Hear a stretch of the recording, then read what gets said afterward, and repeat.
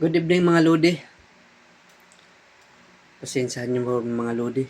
Mahirap talaga maging content creator mga Lodi.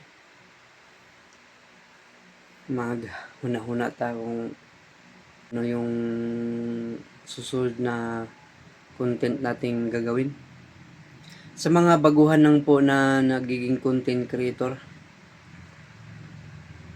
huwag po kayong sumuko. Go lang po kayo. Kasi nasimulan na natin ito. Walang nang sukuan. Go na.